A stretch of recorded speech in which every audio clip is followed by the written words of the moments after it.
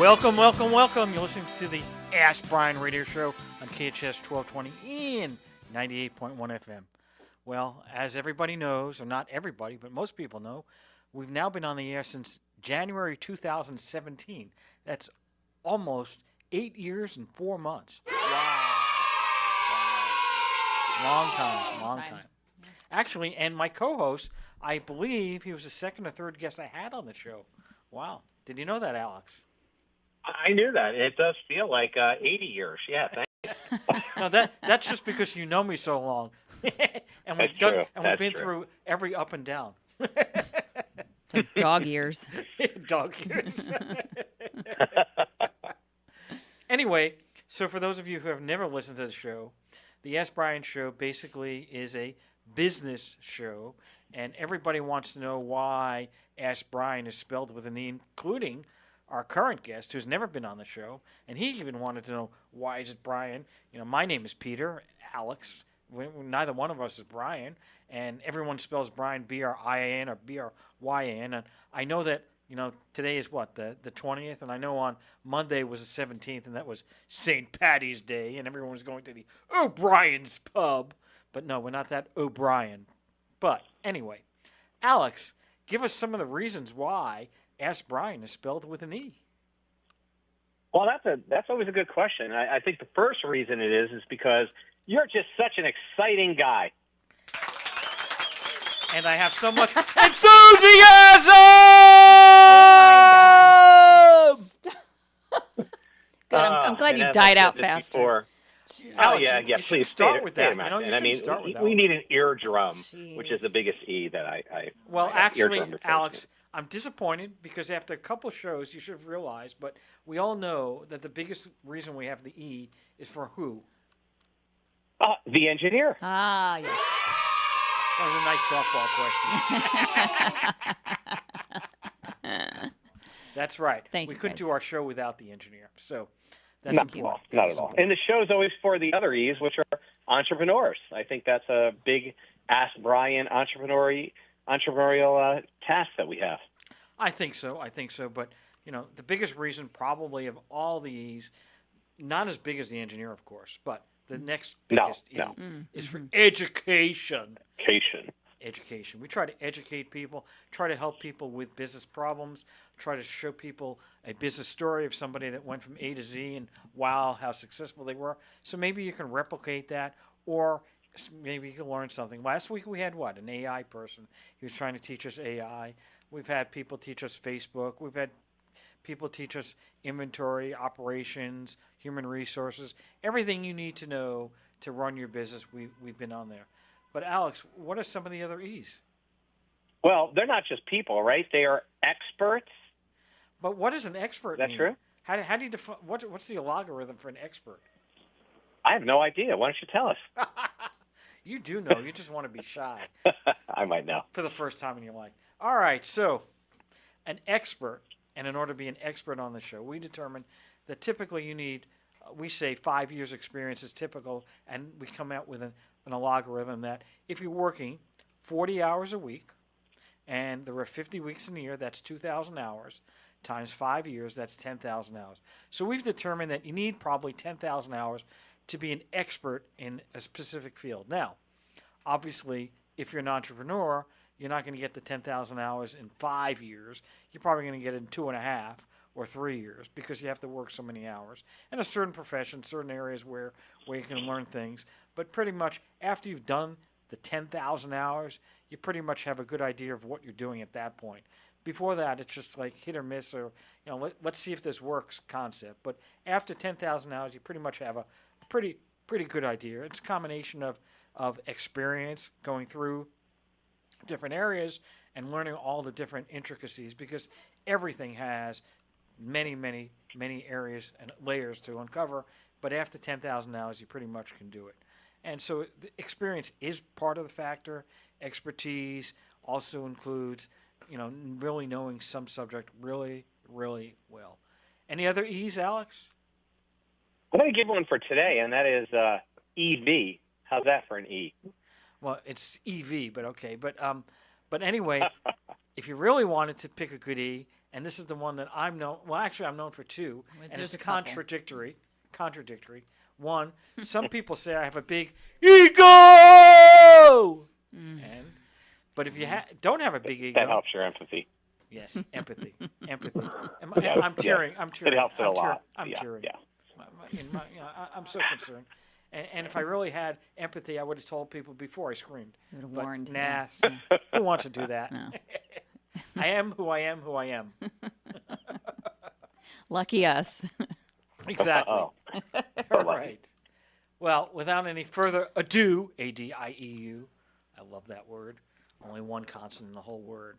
Anyway, we have a great guest today, and his name is, well, is he still there, David? Are you still there? I'm still here. All right. I'm still here. So you Yeah, survived. well, I'm You David survived. Neece, and I've always thought of an expert as being somebody who is from 50 miles away. And I'm certainly more than 50 miles away from you guys because I'm in Nebraska. Well, you could own your own call center, because you can call to New There you York, go. you can call to California, not Hawaii and Alaska. That's still too far. But otherwise, you're dead center, at least in the continental United States. If people, Oh, yeah. if people still remember that now, because nowadays people, if it's not on the internet, they can't figure it out. So, David, let's get a little bit about your background, who you are, and et cetera, and then we're going to start going into your expertise. But I wanted to go introduce yourself a little bit about your biography, who you are, and what you've done, and how you got to where you are today. Sure. So I do consulting work mostly in the range of raising money for companies who are already hopefully profitable, or they have a good idea, or are at a certain scale that they're capable of having money raised for them, whether it be debt or equity. And at one point, I started doing a fair amount of consulting for a company that was doing electric vehicle range extenders. And so as part of this, I ended up running into Bill Moore, who is the founder of EVworld.com, and he founded it back in 1998. And he'd actually been involved in the electric vehicle space to some degree as more of as an enthusiast for probably about 10 years before that. And to put it in perspective, our EVworld.com website is the oldest electric vehicle website out there. But in my case, I came in to meeting Bill kind of by chance, and we had some conversations, and he hadn't done interviews for the website for about 5 years. And I like doing interviews. I'm used to doing remote interviewing. I've done everything. I used to help run seminars for real estate investing. I've done a fair amount of flipping and land development and different things in that space over the years. And so I'm quite comfortable speaking. And so we started doing this show together on evworld.com, and we broadcast about 3 days a week. And we cover all kinds of, as I say on the show, we cover electric vehicles, green energy, and the stock markets. And when we talk about the stock markets, we pretty much stick to electric vehicle, green energy, and AI-related type technology. And from there, we don't bring on guests nearly to the extent that you guys do. Most of our show is basically news in the electric vehicle space, but we'll bring on CEOs of various companies that are, having some kind of impact out there, or, have the intention of impacting. I've had interesting people. I was speaking before the show. I was telling Alex, we had Marco Soriano, who is a fourth-generation Soriano. There's a famous motorcycle company called Soriano Motori out of Italy that started making electric cars in 1890-something, and they started making electric motorcycles, I think, around 1903.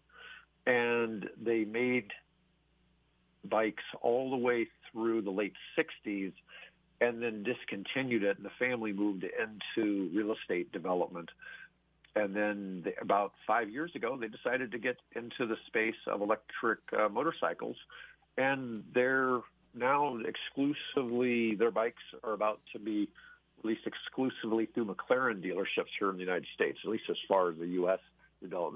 Their bikes are expensive. They're like $80,000 to $100,000 a piece, but which is expensive in the motorcycle space. But we've had other folks who do everything from battery production, battery inventions, charging stations, whether it be for the home or for the highway. We've had lots of folks who talk about education for jobs that are going to be needed in the green energy space, mainly related to EV charging and just different things that go on down the road. And it's kind of an interesting space. I don't know how much you guys get political on your show, but I am more of a conservative politically, and my co-host Bill is more liberal politically, and we kind of call out BS kind of on both sides of the aisle when it comes to how people look at green energy, electric vehicles, and what's really going on in the space. And I have all the time when people are trying to tell us that EVs are just a fad, but they've actually gotten, you guys are in California, you see it. EVs are starting to take over there. Even if you didn't have the state mandate, I think they'd still be taking over in California. Okay. What are your thoughts on that? Well, that's kind of a debating question. I mean, I don't know. I think that a lot of it has to do with the tax credits, and a lot of it has to do with initially at one point in time, if I'm not mistaken, you were allowed to ride in the carpool lane as a single person if you had the EV. So they did give some. Still can. Yeah. So that's a reason why, especially L.A. that has no traffic, right, Alex? That's correct. None. Zero. Exactly. Just like Omaha, Nebraska, probably equal amount of traffic. But anyway, Man, I'll tell you, you would be really jealous if you came here for a ride in rush hour. If you saw what it's like here compared to sitting on your freeway there in L.A. No, it's not too bad. Our rush hour starts at midnight and ends at 11:59 p.m. the next day, so it's not too bad. Yeah, I get it. I've driven around that area enough to be annoyed with it. But I think that rule, I think they were going to do away with EVs having the advantage of using the HOV lane, and I think they've decided to renew it, didn't they? Yeah, they did renew it. Yeah. Makes sense, actually. Yeah, the thing is, at the moment, even when you have 25% of Californians, when they're buying a new car, choosing to buy an electric vehicle, which is about the highest in the country, you've still probably only got 4 or 5% of all cars in California at most are probably electric. It's going to take a long time. Even if you switch to 100% of the cars being sold were electric, it would still take 20 years to get 99% of the gas cars off the road. So it's going to be a long transition. You had mentioned earlier on about that you're in the extended EV or extended battery. Could you explain to me what that means? So generally, one of the biggest fears people have when it comes to an electric vehicle is they're always worried about getting stuck. It's going to break down. It's going to run out of battery somewhere, just like as if they ran out of gas and they're not going to have a place to charge it. And usually my answer to that is, well, how close can you be to an electric plug? Now, just a regular 110 jack, it doesn't add but 3 or 4 miles of range to an EV in an hour. But one of the things to address this is a lot of EVs are anywhere, especially some of the older ones, had less than 100 miles of range. Now most people are looking for, say, 300 miles of range on an EV. Well, there's devices that can be added to the wheel well of the vehicle that recapture some of the energy that's lost as the vehicle goes down the road. Now, this is different than regenerative braking, but there's a couple of different models that one of the companies I consult for has patents for. And one of them is an electric alternator system that basically, as the wheels are spinning, magnets are spinning, and it's collecting more energy that it's then sending back to the batteries. And another one, I have a hard time describing these. I'm not a scientist, So sometimes that can be a bit of a challenge. But there's 2 or 3 different models that all go into the wheel well in a different system that capture energy and can return anywhere from 10 to 20% of the energy that was used back to the battery. So in theory, you could take a vehicle that would have a 300-mile range and extend it to about 360 to 390-mile range. What about Some solar? of this Solar. Go ahead. What about solar? I mean, So 'cause with the sun, there's been etc. some attempts at solar on vehicles.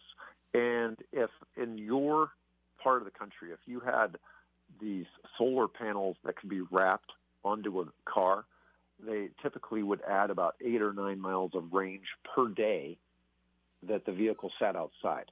Okay. Now, Aptera, which is a California company that has a 3-wheeled vehicle that is coming to market, has one. The whole vehicle is wrapped in solar panels. It's supposed to add about 40 miles per day, but that vehicle is lighter. So one of the things is you add to the vehicle, the weight of the vehicle makes a big difference. And the Aptera vehicle is very light. And so it's able to add more range. In Southern California, in theory, 40 miles of range every day from solar might be your whole commute back and forth to work for some people. So that's about the typical amount of driving. I remember years ago, and I think it's still the same, the average commute in the United States to work and back home is about 35 miles. And so if you look at a lot of plug-in hybrid cars, which operate as an electric car for the first, till it runs out the battery, they usually have a range of around 37 miles before they have to switch over to the gas motor. So that's a popular way of looking at how to cover at least people's daily needs through solar. Obviously, solar is something that works real well for homes there in your part of the country to help take pressure off the grid. But, on the cars, it's just one more thing that you could add a little bit of range, but it's in the greater scheme of things, I don't think that solar is game-changing in the range of when somebody's really worried about if their vehicle's going to get enough power. I have seen some competitions where people had solar-powered vehicles that could run continuously as long as the sun's shining without any other type of motor. But these are things like in competitions where they're trying to make the vehicle as light as possible. They use the lightest student, just like you would a jockey in a horse race, and you have the vehicle completely covered, and it's done on some type of closed track. But there have been vehicles that could run continuously at, say, 20-plus miles per hour with just solar power. But they wouldn't make it for a regular type of daily commuter. So we only have about 30 seconds before a break, and so that's why I'm going to kind of limit it a little here. How does it work? How does this apply to a business? What's the benefit to a business person to have an EV? So one of the things that, and it depends on a business that does any kind of delivery services, especially if you're in California, there's tremendous rebates on commercial delivery vehicles, especially when you start getting over your, away from just a basic like pickup truck or van. When you start moving into commercial fleets, California has some rebates as large as, I think, $40,000 for a state rebate on various vehicles. I think it has to be up to 20% of the cost of the vehicle, up to $40,000 or something like that.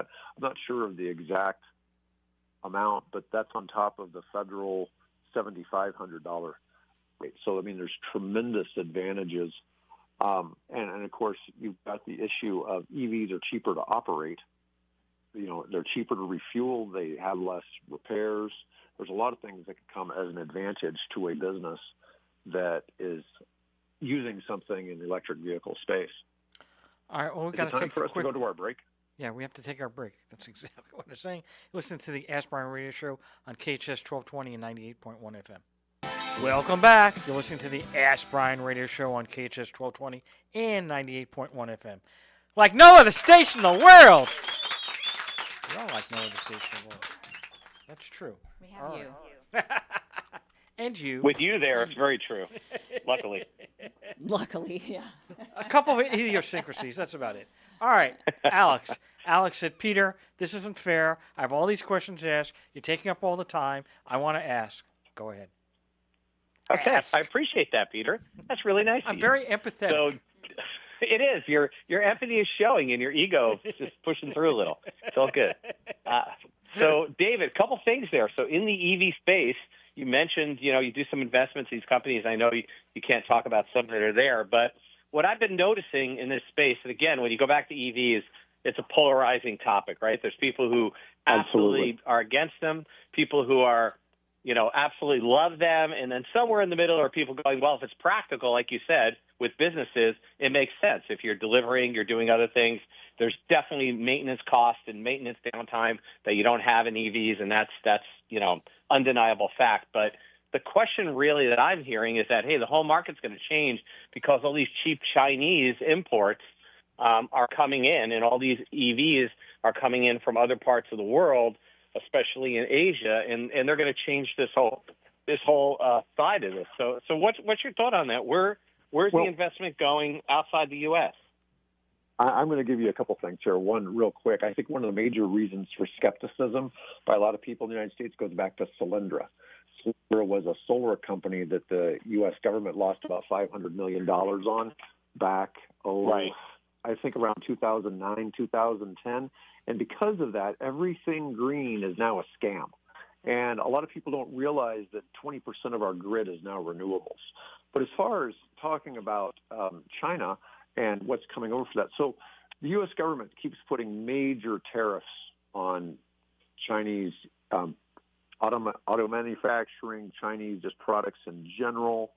There are some workarounds to some degrees where some people will bring the parts over here and assemble the vehicles here in the United States, but you don't see that on a big scale. There is an 18-wheeler type truck or semi-truck that's being made in, I think in Georgia, that's being brought over from and being assembled that's coming from Chinese parts. But otherwise, you're not really seeing a lot of that because the tariff's 100%.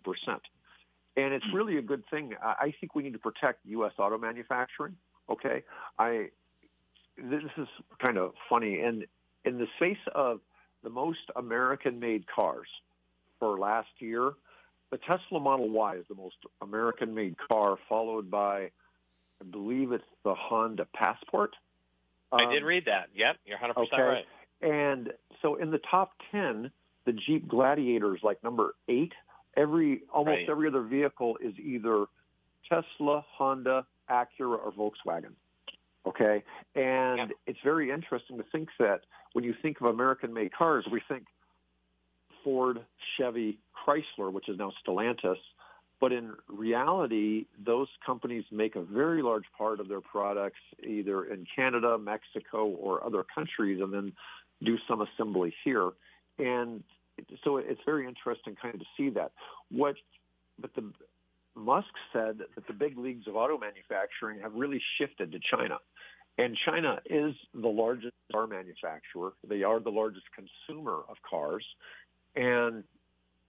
But the United States is blocking them from coming here. In the EV space, outside of Tesla, the number 2 EV manufacturer in the world is BYD, Build Your Dreams, which is 8% owned by a guy from Omaha named Warren Buffett. And it's interesting to see this because BYD is in 80 countries. They're selling in 80 countries, but the U.S. is not one of them.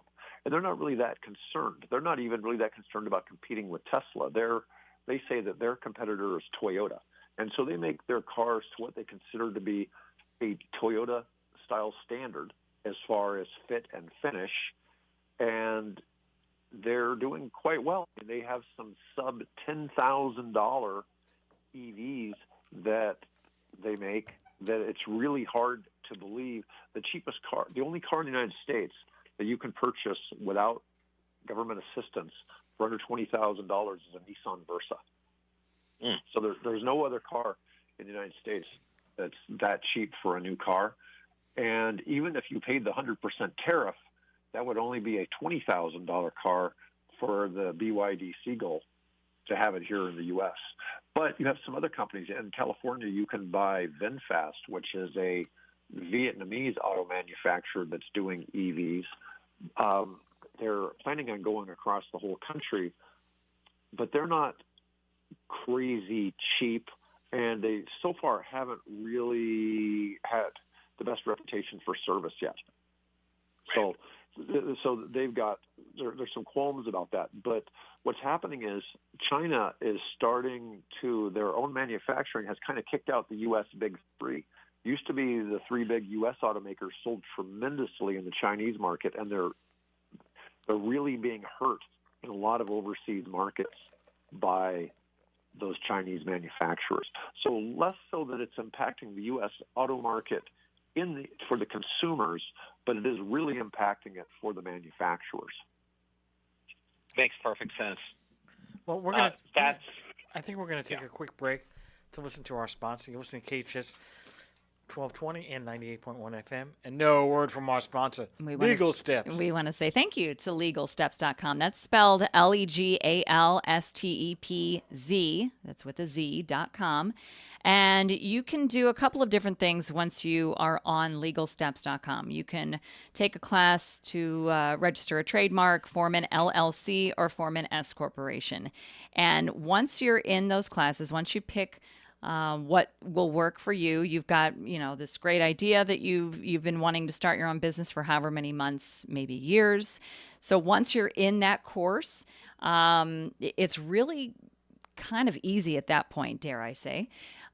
You have a legal expert, and that legal expert has over 30 years experience. So you know that you're working in tandem with someone who knows what they're doing. And as you're going through the courses, you can see what your legal expert is looking at. You guys are on the same page. And so you can see that, okay, this is how you answer this question, fill out this form, whatever it is. And you know you're doing the right thing. So it takes all of the guesswork out of how do I do this? How do I form an S corporation? How do I form an LLC? You don't have to guess anymore. LegalSteps.com is there to help you. So out of those courses, like I said, all reviewed by the attorney. If you do get to the point where you're a little bit stuck and you just, you're frustrated, don't really know how to move forward with it, the experts at Legal Steps will just do it for you. So again, comes in the couldn't be easier. And then on top of that, the courses are, in my opinion, affordable. They all fall under $150 each. So yes, everybody's wallets are a little tight these days, but if you've had this idea for this great business, you're not going to let $150 get in the way. They're affordable, and once you take that course, then you're done. That's it. You can move forward with your grand idea and go forth and prosper. LegalSteps.com, LegalStepz.com. Thank you, Jen, and thank you to Legal Steps for sponsoring our show. You bet. All right. You listen to the Ask Brien radio show. That's a good deal for $89 for an annual report filing. Holy crap. That's a pretty good service. Hello? You're listening to the Ask Brien radio show on KHS 1220, 98.1 FM. Alex, you were asking a question? Yeah, and I will comment that it is a fantastic price for that. It's something we all use. So, David, there something you said rings a bell a little bit, and I want to touch on a little more. So you were talking about the low end of the market and, how it's hurting the U.S., and there are these cars, BYD cars coming in, other brands, in the $10,000 range, which seems really interesting, although I question the quality of something like that. And I think the U.S. consumers have much higher quality standards than some other parts of the world. Not all the parts of the world. I mean, Germany, Mercedes-Benz, we think about highest quality, BMW, et cetera. Definitely quality standards. But I've noticed that U.S. manufacturers are going away. You have Tesla, which I consider a premium brand. Cars are beautiful. You take some of those cars are unbelievably fast. They do great things. They're just, quality, it's interesting. But overall, they're just a really high-end car. And then you got other ones like Rivian, who, I see them all over the place, but I understand financially they're not doing so well. But all these all these brands in the U.S. seem to be driving towards the high end, and it seems like the rest of the world seems to be driving towards the low end. Why do you see that, and is that a smart move for our manufacturers here? So this is one of the problems with American auto manufacturing. So Ford, I'm going to use Ford as an example. I've always been a big Ford fan. Okay, I've owned lots of Ford cars and SUVs and things like that over the years. And they've gone to a point now where they got rid of every car except the Mustang. Okay, other than the Mustang sports car, they've dropped every other car. They got rid of the Crown Vic, the Fusion, the Fiesta.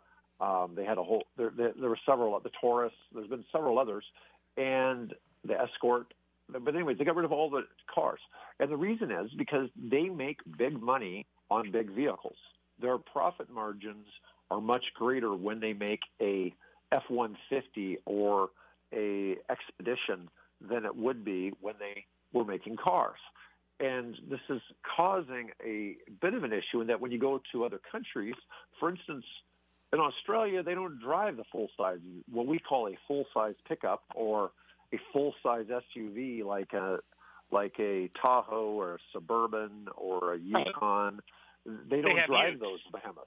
Yeah, they use smaller vehicles. Yeah. Is that my cousin Vinny? So there's a different look at what. So American consumers are considered to want SUVs and pickup trucks as the majority, and so this is where Ford, GM, Jeep. So Jeep's Stellantis' most profitable division is Jeep, followed by Ram, and that's because we're talking just SUVs and pickup trucks. And whereas in other parts of the world, and we're a non-walking, non-bus riding, non-bicycle riding nation, okay? And that's probably not good for our health. But, on the topic of cars, though, these other countries are going from being more public transportation to our model, but they're picking up cars, and they're looking at small cars because they don't have places to park. They are looking at small cars because they're far cheaper. And I'll give you an example. We have a Volvo coming into the United States called the EX30, okay? And it is a small SUV, and it was originally touted as going to be under $35,000, but their first ones are hitting in the low 40s. And it's an electric SUV that sold over 100,000 vehicles in Europe last year. And it's expected to be hot in the United States. While it's made in China by Geely, Geely owns Volvo, which is Geely's a Chinese company, owns Volvo. But because Volvo is a net exporter of American-made cars, of American-made Volvos, Volvo does not have to pay the Chinese tariffs on their imports. It's some law that goes back. It might even go back more than 100 years. It might go back to the 1800s as to why this is. But they are a net exporter. They sell more American-made Volvos outside the United States than they're importing.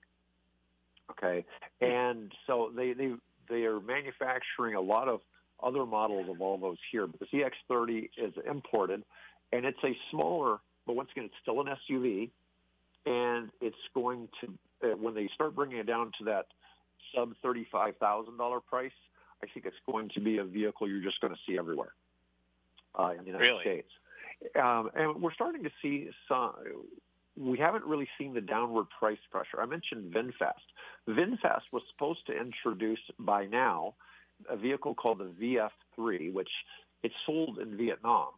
It is considered to be the national vehicle of Vietnam, and it's a $10,000 vehicle. It looks kind of like a Suzuki Samurai from the 1990s. And it's very similar looking to that. And it's expected to be sold in the United States for about $20,000. And that hasn't made it to the U.S. yet. They were hoping to have it here by the end of last year, and it still hasn't happened. But, in the world of auto manufacturing, unless you're one of the really, really major car companies, you probably noticed this with Tesla. Tesla promises things, and then they don't bring them to market till 2 or 3 years later, if at all. And it's that's not to be, hating on Tesla, but I think it's just one of the truths about manufacturing. I think a lot of companies that haven't been manufacturing for 50 plus years are liable to announce something prematurely. We got to take a quick break. You listen So to the, when you get we got break time? yeah, we got to take a quick break. Are we at break time? Yeah, exactly. So you're listening to the Ask Brien Radio Show on KHS 1220, 98.1 FM. We'll be right back. Welcome back. You're listening to the Ask Brien Radio Show on KHS 1220 and 98.1 FM. Dave, some of the people have been asking how can they reach you, how they can connect. So if you can give your information for how people can reach you, that'd be great. Sure. And like I said at the start, I'm with evworld.com, and my email address is davidn@evworld.com. And that's probably the easiest way to get a hold of me is to reach me through there, if that helps. That's great. We did have a question. The question is, some of these vehicles that you're talking about are $10,000, and the battery on some of these cars is almost $10,000. So how does that work? I mean, how can you build a car for $10,000 when the battery almost costs that much? So here's one of the things that the industry suffers from is that the EV industry, and while it existed before the Model S was released in 2012, the Model S is really what brought, the Tesla Model S is what really brought EVs into more the mainstream conversation. And the price of batteries has reduced in the last 10 years, not since 2014, not 2012, has reduced 90%. And every 2 years, what we're seeing is the cost of the EV batteries cuts in half. Now, we hear all these stories about how lithium is this rare element and it's controlled by China, which isn't true. Most of it comes from Australia, but we have enough here in the United States that we don't need to import it. But the price of the batteries keeps cutting in half. So something that when you heard about people a few years ago paying $30,000 to replace a bad battery, which would make the national news, those batteries now, Tesla batteries are more like $6,000-7,000 now. Wow. Okay, and so this is one of the reasons why Tesla is able to keep lowering the price of their cars, is simply because the price of the batteries goes down every year. And it's not just manufacturing efficiencies. A lot of it is just there's just that much supply coming into the space that they're able to supply all these batteries. So one of the things you're going to keep seeing, and this is also one of the reasons why I believe that regardless of how you feel about gas versus EVs, or, is the government trying to control us or whatever, that EVs, just due to market conditions, the price of EVs is going to fall so much because the batteries keep getting cheaper. The range is going to keep getting longer because they're going to keep putting bigger and bigger batteries in these things. And what's going to happen is it won't make economic sense to buy a gas car anymore because gas cars are more expensive to operate. And in another couple of years, they're going to be more expensive just to purchase an equivalent gas car. So another question we have. We only have about another minute left, but the other question is, so Tesla is on a certain system, right?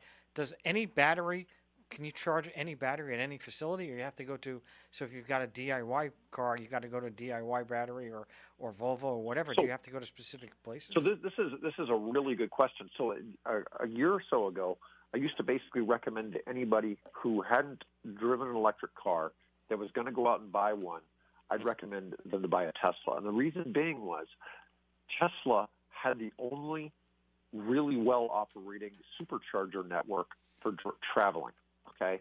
Well, now they've struck contracts with Hyundai, Ford, GM, and about 6 or 7 other manufacturers are all, the Tesla charger is called an NACS standard, and almost all these car companies now can connect to the Tesla supercharging network.